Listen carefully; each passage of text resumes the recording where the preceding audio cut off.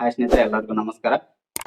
ಸ್ನೇಹಿತರೆ, ಈ ವಿಡಿಯೋದಲ್ಲಿ ತಮಗೆ ತಿಳಿಸ್ಲಿಕ್ಕೆ ಹೊರಟಿರುವ ಒಂದು ಇಂಪಾರ್ಟೆಂಟ್ ವಿಷಯ ಏನಪ್ಪಾ ಅಂದ್ರೆ, ಹಲವಾರು ಜನರಲ್ಲಿ ಡೌಟ್ ಇದೆ. ಏನಪ್ಪಾ ಅದು ಡೌಟ್ ಅಂದ್ರೆ, ಈ ಒಂದು ಇತ್ತೀಚೆಗೆ ಒಳ ಮೀಸಲಾತಿ ವಿಷಯ ಏನು ಪೂರ್ಣಗೊಂಡಿತು.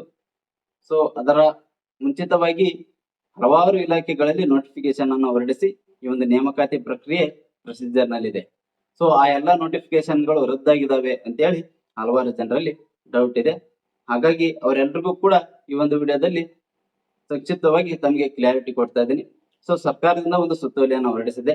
ಆ ಒಂದು ಸುತ್ತೋಲೆಯಲ್ಲಿ ತಿಳಿಸಿದ ಪ್ರಕಾರ 28/10/2024 ನಂತರ ಯಾವ್ದಾದ್ರು ಡಿಪಾರ್ಟ್ಮೆಂಟ್ ಆಗಿರಬಹುದು, 28/10/2024 ನಂತರ ಏನಾದ್ರೂ ನೋಟಿಫಿಕೇಶನ್ ಹೊರಡಿಸಿದ್ರೆ ಅವುಗಳನ್ನು ರದ್ದುಪಡಿಸಲಾಗುತ್ತದೆ.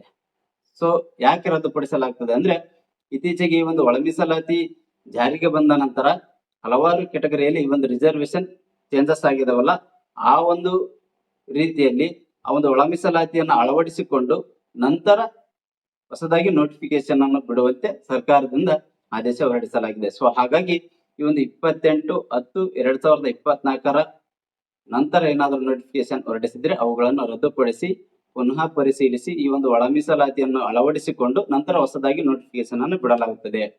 ಸೊ ನೆಕ್ಸ್ಟ್ ಇನ್ನೊಂದು ಮಾಹಿತಿಯನ್ನು ಕೊಟ್ಟಿದ್ದಾರೆ.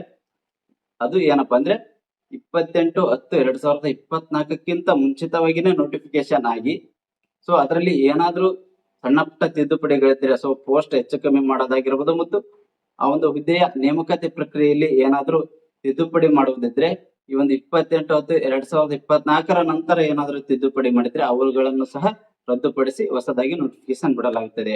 ಅಂದ್ರೆ 28/10/2024 ಮುಂಚಿತವಾಗಿ ನೋಟಿಫಿಕೇಶನ್ ಹೊರಡಿಸಿ ಈ ಒಂದು 28/10/2024 ನಂತರ ಏನಾದ್ರೂ ತಿದ್ದುಪಡಿ ಮಾಡಿದ್ರೆ ಅವುಗಳನ್ನು ಸಹ ರದ್ದುಪಡಿಸಲಾಗುತ್ತದೆ. ಸೊ ರದ್ದುಪಡಿಸಿ ಹೊಸದಾಗಿ ನೋಟಿಫಿಕೇಶನ್ ಬಿಡಲಾಗುತ್ತದೆ. ಹಾಗಾಗಿ ಸ್ನೇಹಿತರೆ, ತಮ್ಮಲ್ಲಿರುವಂತಹ ಡೌಟ್ ಏನಂದ್ರೆ, ಹಲವಾರು ಒಬ್ಬೊಬ್ರು ಒಂದೊಂದರ ಡಿಪಾರ್ಟ್ಮೆಂಟ್ ಅಲ್ಲಿ ಬೇರೆ ಬೇರೆ ಡಿಪಾರ್ಟ್ಮೆಂಟ್ ಅಲ್ಲಿ ಅಪ್ಲಿಕೇಶನ್ ಹಾಕಿರ್ತೀರ.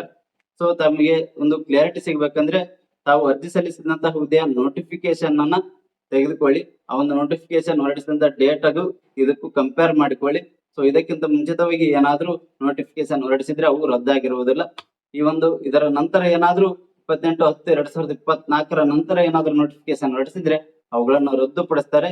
ಆದ್ರೆ ರದ್ದುಪಡಿಸಿದ್ರು ಕೂಡ ಯಾರು ಕೂಡ ಆತಂಕಕ್ಕೆ ಒಳಗಾಗುವ ಅವಶ್ಯಕತೆ ಇರುವುದಿಲ್ಲ. ಈ ಒಂದು ಒಳ ಮೀಸಲಾತಿಯನ್ನ ಅನ್ವಯಿಸಿಕೊಂಡು ನಂತರ ಹೊಸದಾಗಿ ನೋಟಿಫಿಕೇಶನ್ ಅನ್ನು ಬಿಡುತ್ತಾರೆ. ಸೊ ಹಾಗಾಗಿ ಈ ಒಂದು ವಿಷಯವಾಗಿ ತಮಗೆ ಕ್ಲಿಯರ್ ಆಗ್ಬೇಕಾದ್ರೆ ತಾವು ಅರ್ಜಿ ಸಲ್ಲಿಸಿದಂತ ನೋಟಿಫಿಕೇಶನ್ಗೂ ಈ ಒಂದು ಡೇಟ್ಗೂ ಕಂಪೇರ್ ಮಾಡಿಕೊಂಡು ಚೆಕ್ ಮಾಡಿಕೊಳ್ಳಿ.